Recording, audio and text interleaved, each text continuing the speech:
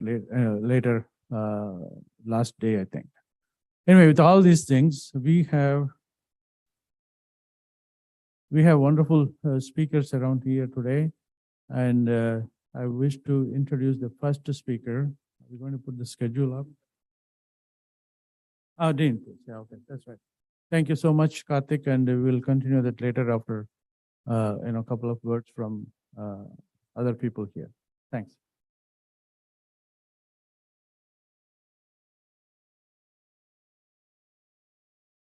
So now I'd like to invite our Dean of Alumni and Corporate Relations, Professor Mahesh Panchagnala, to give a welcome address.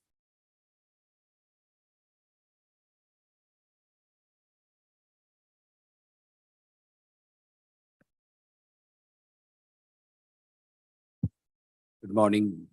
It's a delight to welcome all of you to our wonderful campus, IIT Madras. And as Karthik mentioned, the seeds for this marriage between biology and engineering at IIT Madras were sown by a very generous contribution from actually a non-alumnus, Prakash Arunachalam. He had his own connect to the city of Chennai, and he loved the institution IIT Madras, and he decided to endow this sort of a seed for a center of excellence, which has grown now to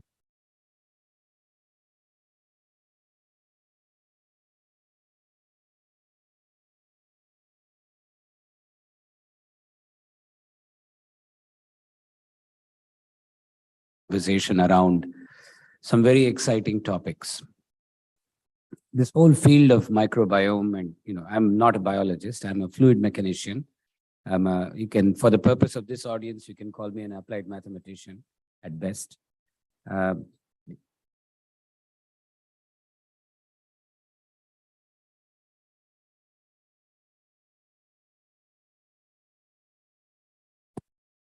Mathematics in the world of life sciences. I really believe that there is a lot more to be done by more structurally delving into living organisms. By structurally, I mean by taking a more reductionist approach. In the world of physics, we are used to spherical objects rolling down an inclined plane. We teach those to high school students all the time. But none of us have ever seen a spherical object rolling down an inclined plane. But the theories and the understanding gained from analyzing dynamics of rolling objects applies everywhere in real engineers' lives. I believe that sort of a reductionist approach has been missing in the marriage between mathematics and biology for a long time. Biologists and particularly doctors start with the assumption that everything is related to everything and that nothing can be simplified. And if you do simplify, you're throwing out essential information. It's almost a hypothesis and a biblical truth. I think that's where, if we can somehow get the world, at least get a small group to relax that assumption and go to work with a more reductionist view, I believe there's a lot more generalizable and interpretable knowledge that can be gained. I work, my own research in fluid dynamics is in applying the laws of fluid mechanics to pulmonary systems, understanding the lung and how it breathes. And, I try to take the same reductionist approach there, and I have doctors who caution me and who hold me back occasionally. So I think this sort of a give and take relationship is very important. I want to close by the way I got into this whole world of life sciences in my own research is after I read an article by a professor, Robert May. Robert May is credited with the discovery of the logistic map, which is sort of one of the descriptors of the route to chaos. He wrote an article titled, I'm going to read from the abstract here. The title says, Uses and Abuses of Mathematics in Biology. It really gained quite a bit of traction. And this was in the year 2004, when the Human Genome Project had not yet been completed, if I'm not mistaken. And in there, he says, was it complete? Can somebody correct me? It was 2002 is when it was, okay. So, okay, it was completed. Okay.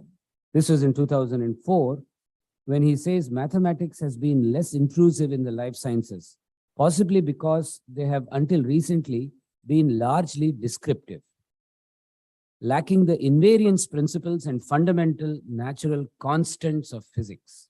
We all love our constants in physics. Increasingly in recent decades, however, mathematics has become pervasive in biology, taking many different forms: statistics in experimental design, pattern seeking in bioinformatics, models in evolution, ecology, and epidemiology, and much else. I offer an opinionated overview of such uses and abuses. So I think I would recommend this as a read to all of us. It's a very interesting piece. It got me thinking on what to do and what to avoid in some way. I'm sure we will all be guided by our own value systems as we discuss the intervention of mathematics in biology over the next few days. And I'm sure it's going to be a fruitful discussion. Thank you all. Now like to invite Dr. Raghunathan Rangaswamy, Dean Global Engagement, to say a few words.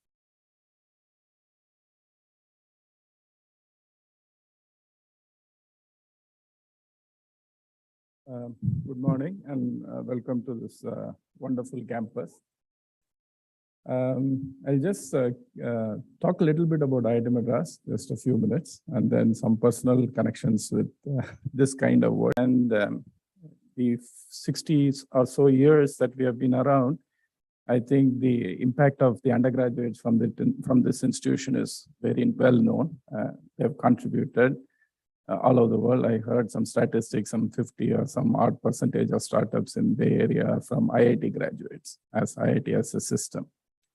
Of course, the contributions of our postgraduate master's students are little less known. However, I actually went to a place called BHEL in Trichy, and I was really astounded to find most of the people who were actually doing some kind of research, some design and so on, were MTech students from IIT Madras. So the reason I'm saying this is this was the case for about 30, 40 years.